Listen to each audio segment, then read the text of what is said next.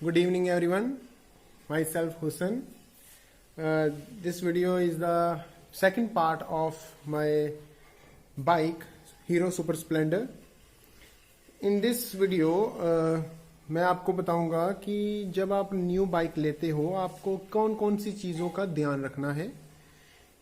इसके अलावा मैं आपको प्राइस के बारे में भी बताऊंगा कि कितने में मुझे ये बाइक पड़ी है और कौन सी प्राइस कटिंग हुई है, कौन सा चार्जेस लगे हैं, वो सब कुछ बताऊंगा मैं।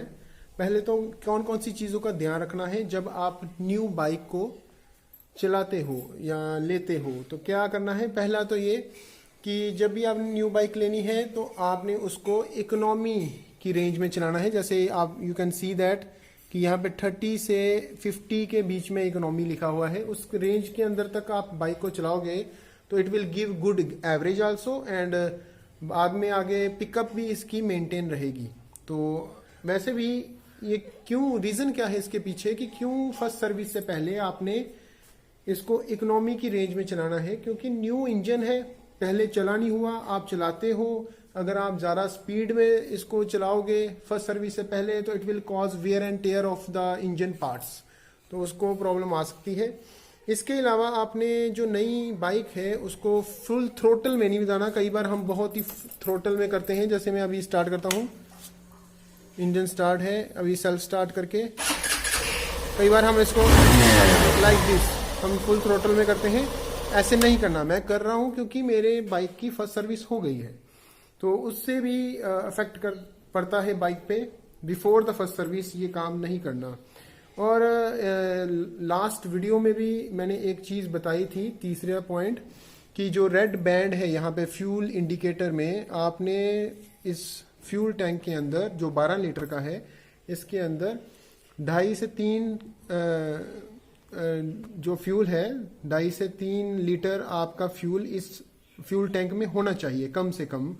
क्योंकि अगर 2.5 से 3 लीटर इसके अंदर है तो वो रेड एरिया से थोड़ा सा फिर ऊपर हो जाएगा और आपने उससे कम नहीं होने देना। क्योंकि अगर आप रेड बैंड से तक आ जाएगी वो नीडल, तो अगर वही रेड बैंड में नीडल आ गई है और आप चलाई जा रहे हो तो ये आपके फ्यूल पंप को डैमेज कर सकता है। तो ये भी बड़ा ध्यान रखना है। और एक और चीज़, चाहे सर्दियां हो चाहे गर्मी हो, जब भी आपने बाइक स्टार्टिंग में, जब वो न्यूट्रल में होती है, जब आप स्टार्ट करते हो तो उसको आइडल स्टेट में रहने दो 3 मिनट के लिए। मतलब इसको स्टार्ट करके सेल्फ स्टार्ट कर दो और 3 मिनट के लिए उसके इंजन को वार्म अप होने दो, ताकि वो 75 डिग्री सेल्सियस तक मतलब गर्म हो जाए। जब गर्म हो जाएगा ऑटोमेटिकली i3s जो आइडल स्टॉप स्टार्ट सिस्टम है वो एक्टिवेट हो जाएगा और वो फिर बंद कर देगा। ठीक है। और बाद में आपको पता है वो जब बंद कर देगा तो how you can start the bike, just by pressing the clutch. ठीक है।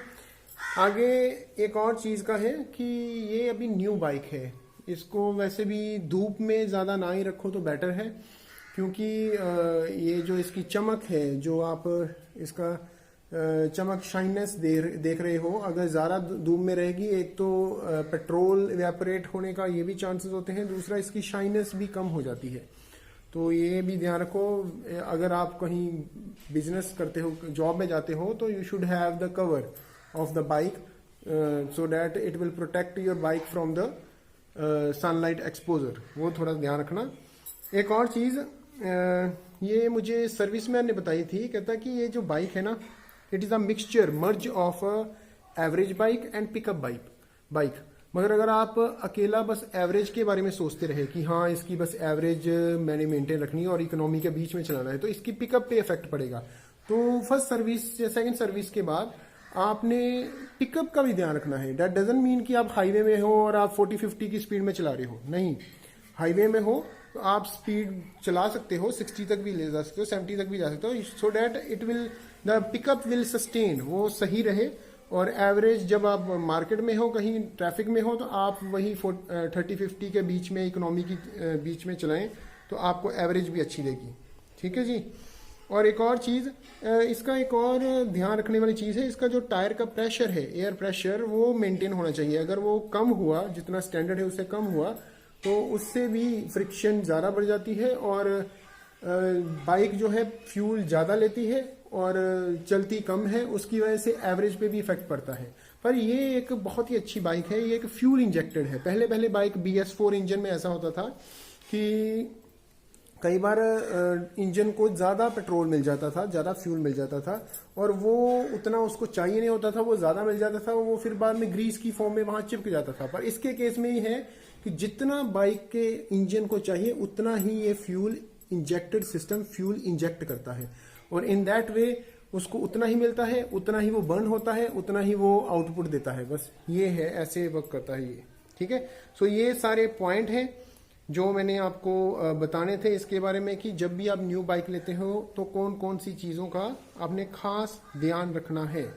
और एक और चीज़ अभी मैं बताने वाला हूँ कि इसका प्राइस, भाई प्राइस जो है, ये मेरा ड्रम वेरिएंट बाइक है, मैंने पहले भी बताया था।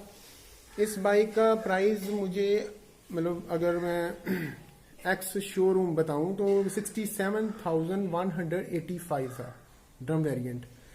अगर 67,185 है तो प्लस और कौन से चार्जेस लगे, आरसी के लगे हैं मुझे 6,715 रुपीज़ आरसी के हैं, जो कि अभी मिली नहीं है, 3-4 मंथ लग जाएंगे उसको।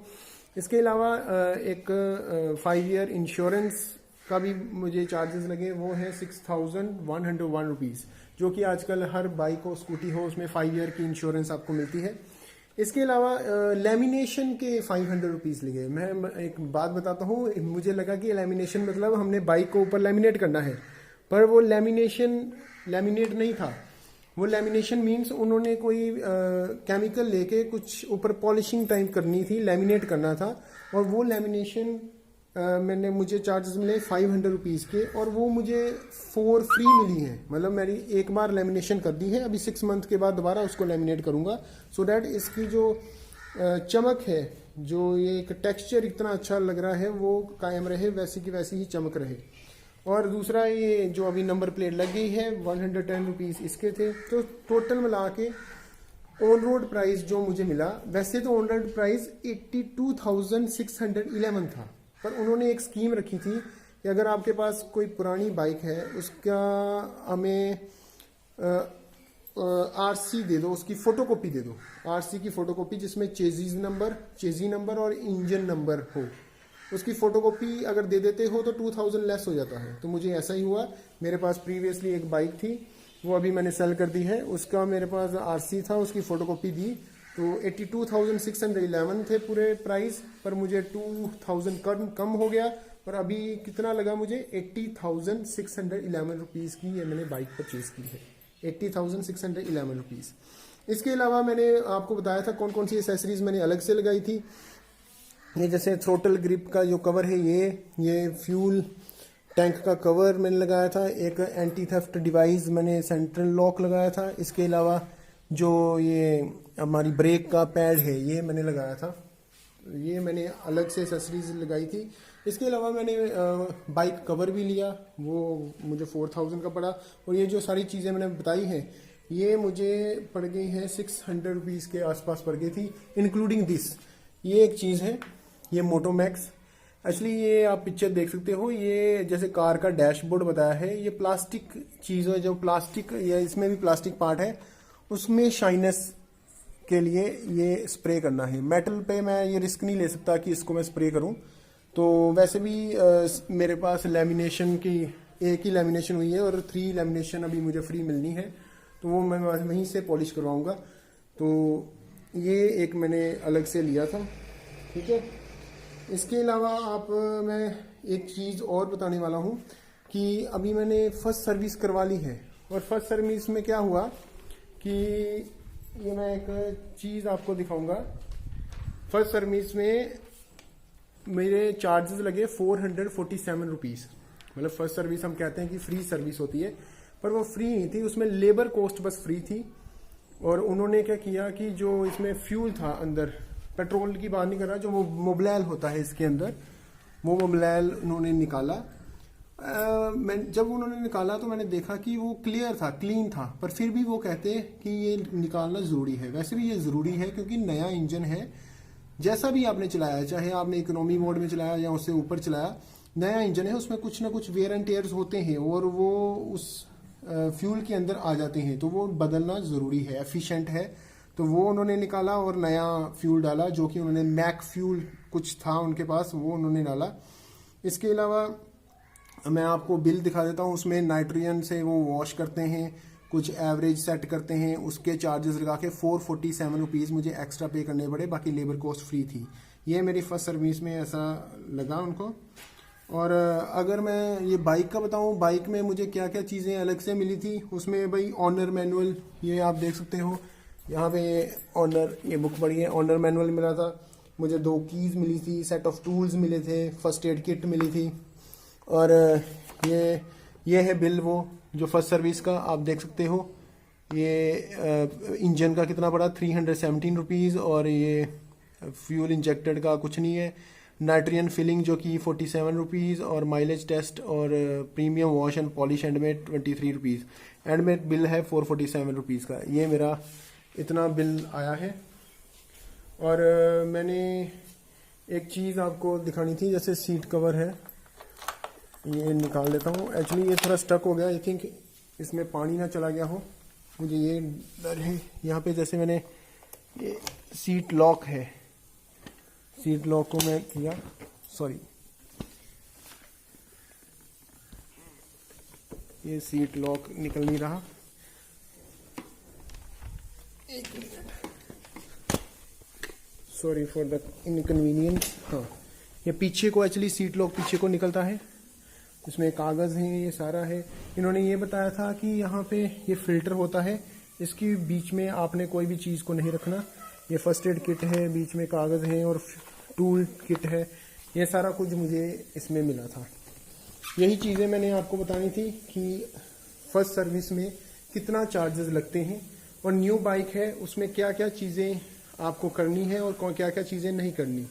तो this is all about in this video. और ये आप कुशन देखते हैं, बहुत ही सॉफ्ट है, और ये जो कलर है ये येलो, ग्रे येलो है।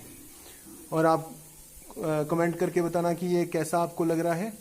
Please subscribe if you are a new, आप हो तो please subscribe and like my video, और बेल आइकन भी क्लिक कर लेना। And if you have anything to say please comment me. Thank you so much.